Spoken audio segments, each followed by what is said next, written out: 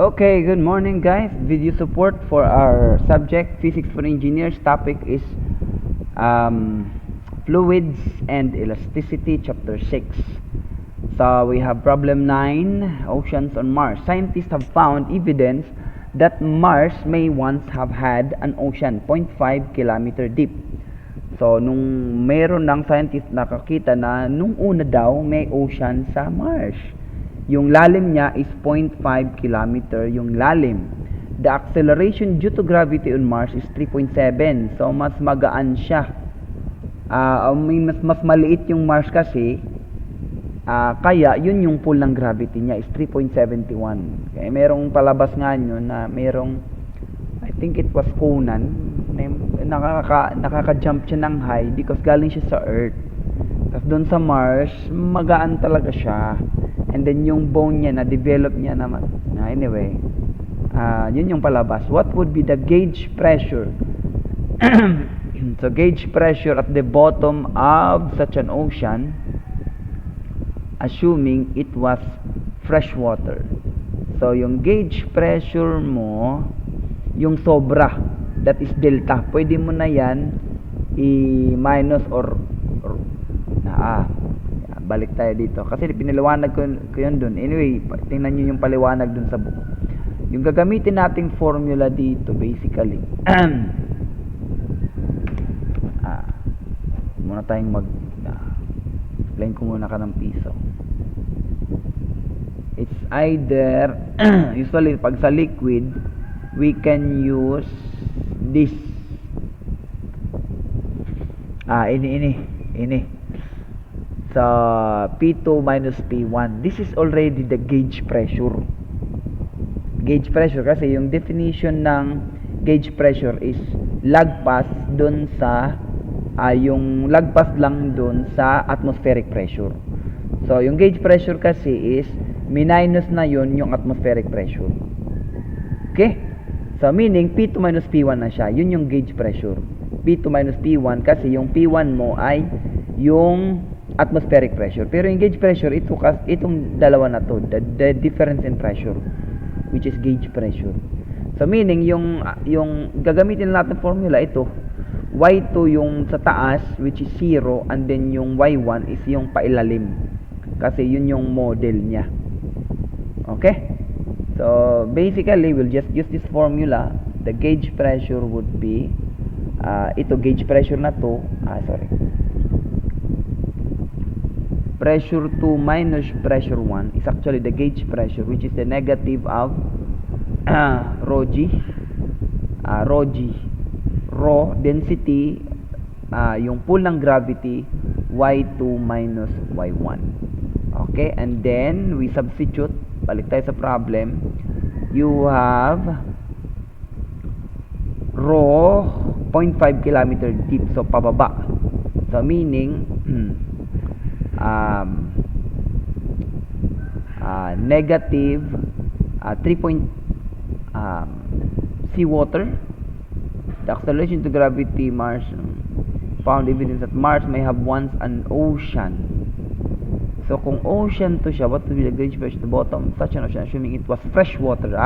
In-specify na fresh water siya.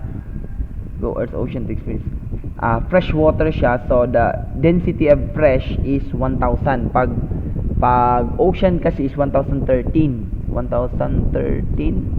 or 1,130, 1.13 or 1,130 pag may asin yung mga ocean. Pero ito kay fresh, so that should be a 1,000 kilogram per cubic meter, and then your pull of gravity is sa Mars, so mas mababa yan, 3.71 meters per second squared. Of course, di natin gagamitin yun ng 9.8 kasi sa Earth yun. And then yung Y2 mo is 0, so pababa ka, meron kang 0.5 kilometer deep. So 0.5 is 500 meters. So i-meter mo na. So 500 meters. Yun. So, matatanggal yung negative.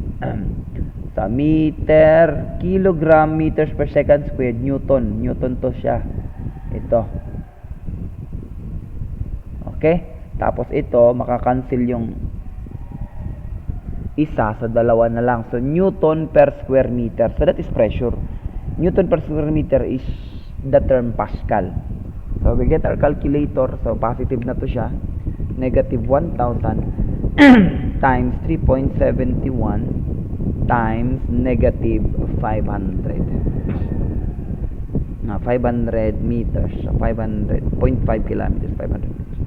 So, that would be, in three significant figures, that should be a 1, 2, 3, 1, 2, 3, 1.85, 1.86, 1.86 times 10, 1, 2, 3, 4, 5, 6 times 10 to the 6 Pascal. Hindi man nagsabi kung ano yung unit, ano. What would be the gauge pressure? So, in terms of Pascal, that would be 1.86 Pascal. Kung ATM ka naman, 1.3015 1.3015 times 10 to the 6 I think. So, kung ATM ka, hindi ako nagkakamali, may conversion yata dito. Pascal to ATM. Pascal to ATM. Asan yan? Nasa 26. So, ika-convert ko lang to siya. Shift convert 26. So, answer Pascal into ATM. So, magiging 18.3. 18.3 ATM. Yung gauge pressure. Yung gauge pressure sa ilalim ng dagat ng Mars.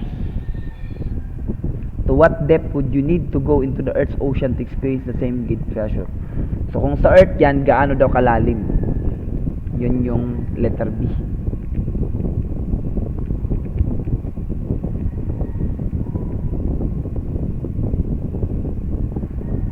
Yun na.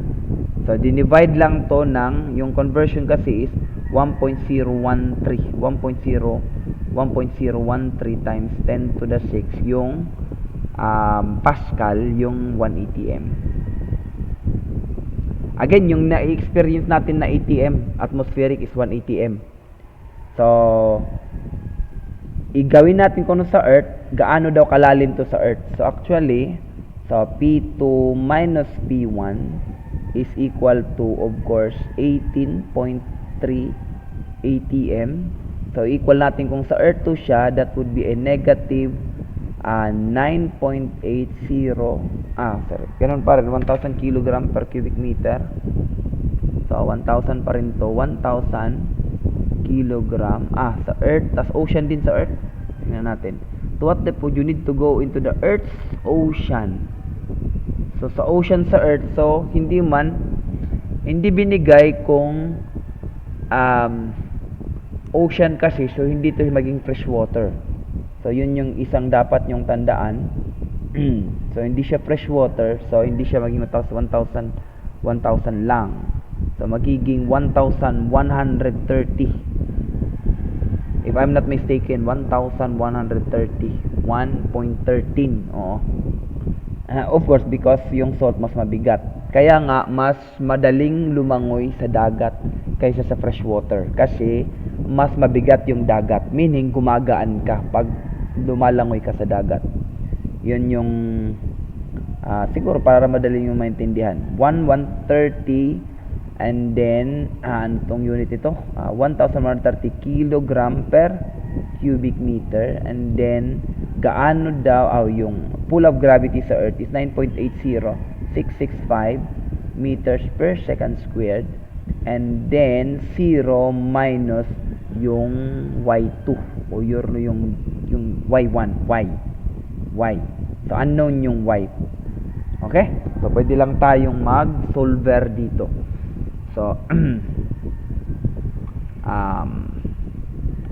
asa na yun? Yung. So, answer 1855.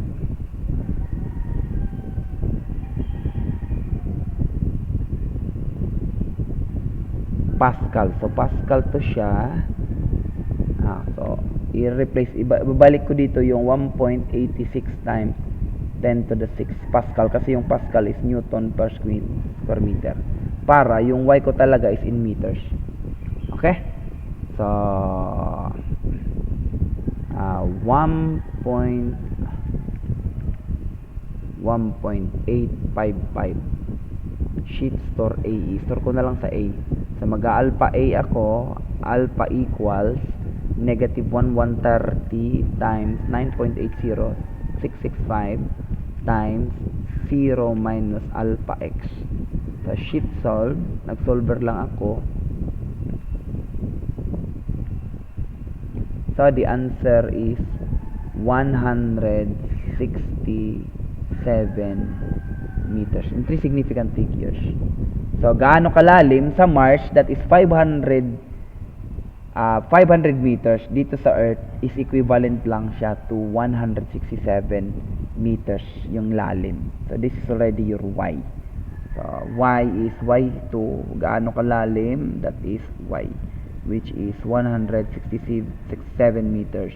Yung gauge pressure na dyan, or P2 minus P1 is just equal to 1.86 times 10 to the 6 Pascal. 167 meters. Okay? So, tinignan ko dito sa seawater, yung constant niya is 1030. Yun yung pagkakalam ko 1013. But anyway, mahirap na sabihin yung mali. Anyway, tama naman solution. Kaya lang ito, I have to replace the 1013 with 103 times 10 to the 3. So, 103, ito dito banda. So, I have to replace that one with 1030 or 1.03 or 1000, ano yan? Unit niya is 1.030 or 1030 times 10 to the 3 yun eh. So, yun, 1.030. So, medyo off lang ng konti. A divided by 1.030 times 9.8. So, that is 184. So, magiging 184 meters. Okay, but ayaw mong sumulat. Kasi naka-white dito. Bakit nag-white siya? Hoy, bakit ayaw mong sumulat? 184 in 3 significant figures. Okay, thank you guys. Just a small